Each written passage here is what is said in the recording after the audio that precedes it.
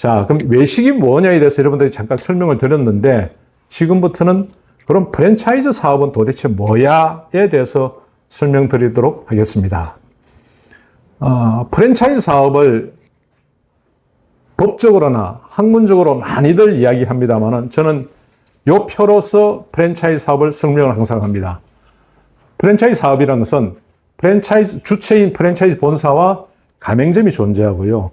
프랜차이즈 본사는 가맹점에게 성공한 아이템과 시스템을 사용할 수 있는 권리를 부여하고 영업권을 보장해 주면서 아울러 계속적으로 지도 및 지원해 줄게라고 약속하는 것이고요. 가맹점은 오케이, 그것을 내가 받아들이겠다.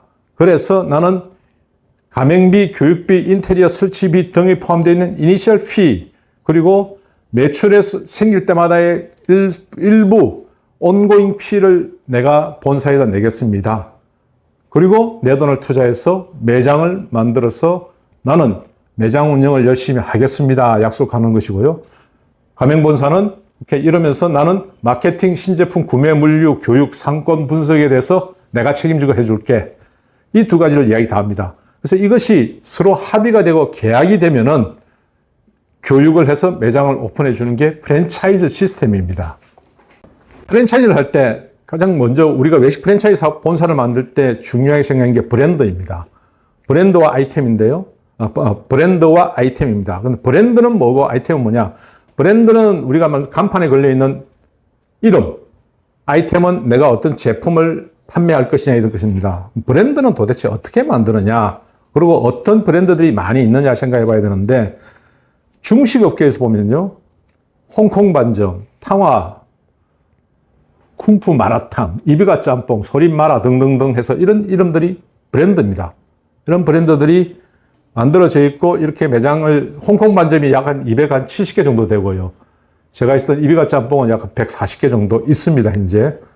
나머지 리춘 시장, 이건 백종원 대표가 만들었다는 브랜드인데, 이런 매장들, 브랜드도 있습니다.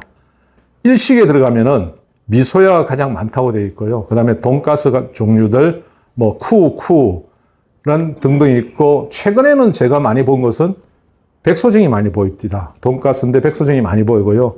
광주에서 만든 상무초밥 등이 이제 이런 이름들이 브랜드가 되겠죠.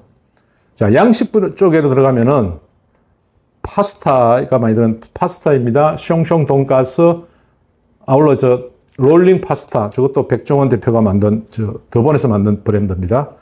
그러다가, 보면은, 요런 브랜드들이 돈가스 클럽 예전에 참 많았었는데 많이 줄고 있는데, 이런 돈가스 클럽 등이 우리가 말하는 양식의 브랜드고요. 많이 접하고 있는 피자 브랜드들도 보면은, 도미노, 피자 알볼로, 피자라부터 쭉 해서 브랜드들이 있습니다. 최근에는 많이 보이는 게 노모 피자라는 새로운 브랜드도 보이고 있습니다. 그 다음에 이제 또 하나 우리가 한국 시장에서 유심히 봐야 될 것 중에 하나는 다른 나라 제품들입니다. 타코도 많이 들어와 있고요. 동남아 시장에 쌀국수, 똠양꿍 등등이 많이 들어와 있으며 커피도 브랜드가 워낙 많습니다. 그리고 햄버거 브랜드도 많이 있고, 제가 요즘 재밌는 것 중에 하나는 멕시코의 타코입니다. 타코 벨도 들어와 있을 뿐만 아니라 타코라는 새로운 브랜드들이 계속적으로 들어오고 있는데 아마 그 시장도 커질 거로 예상되고 있고요. 미래에는 인도의 브랜드도 많이 들어오겠지만은 유럽, 중동의 브랜드들도 들어올 것으로 예상됩니다. 그다음 한식 브랜드 워낙 많으니까요. 그냥 나눠보면 치킨 쪽에 이름 붙인 거, 보쌈 쪽에 이름 붙인 거, 이렇게 이름 붙이면서 브랜드들이 많이 만들어져 있죠.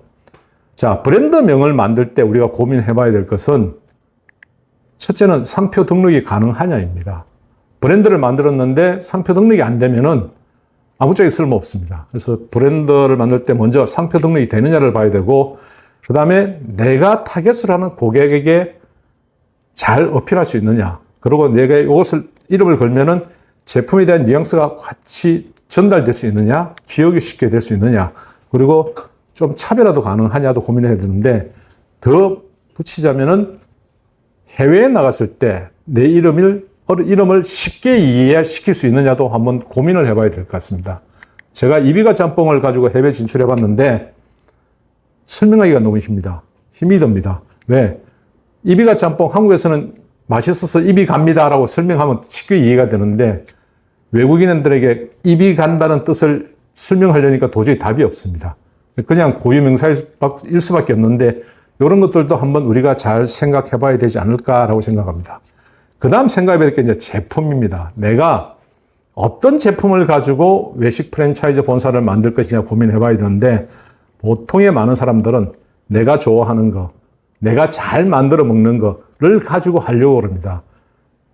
파는 것은요, 내가 잘 만들고 내가 좋아하는 게 팔리는 게 아닙니다. 고객이 사 먹어야 팔립니다. 그래서 그걸 때문에 우리가 제품을 선정할 때 되게 고심을 많이 했는데 그게 3C입니다. 경쟁업체들하고도 비교해야 되고 나의 역량도 봐야 되고 고객도 봐야 되는데 고객이 입장에서 내가 먹고 싶은데 집에서 만들어 먹기 좀 불편한 거 이런 것들이 아마 좋은 제품일 거예요. 그러지 않고 집에서 만들기 쉬운 것들은 잘 제품이 안 됩니다. 라면 가지고 예를 들어서 내가 프랜차이즈를 하겠다 되게 어려울 거예요. 그러나 집 만들어 먹고 싶은데 잘 안 되는 것들 중에서 예를 들면 돈가스 내가 튀기고 등등 하기 힘들잖아요. 근데 그런 것들은 될 수 있겠죠. 그리고 시장에 없는 새로운 것이어야 되고 그 다음에 가성비가 좋은 제품을 만들 수 있냐도 생각을 해봐야 됩니다.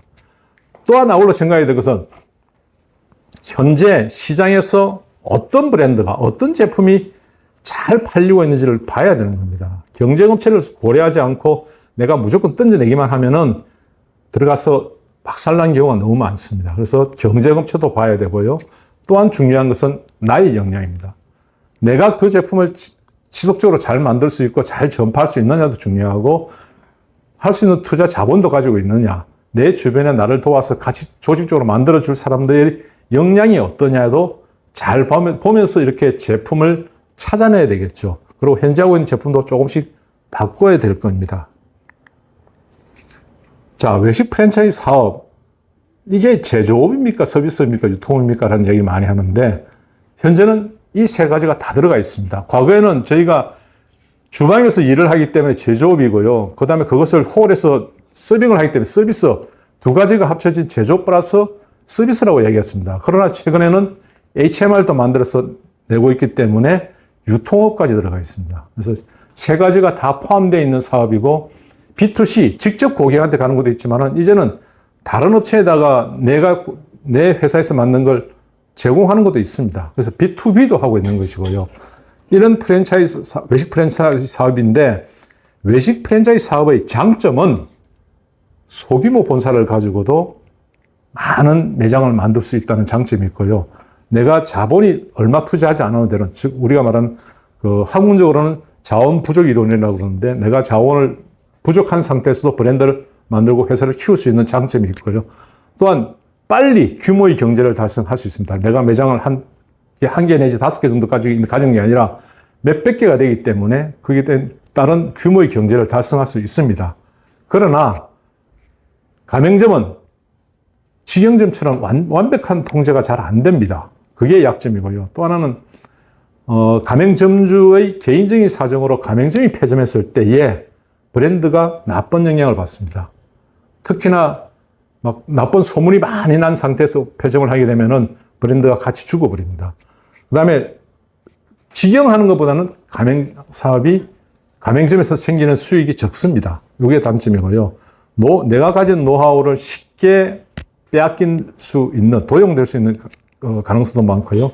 최근에는 이제 가맹점주들과의 갈등이 많이 생겨서 회사가 위험해지는 경우도 있습니다. 이러한 장단점이 있는 상태인데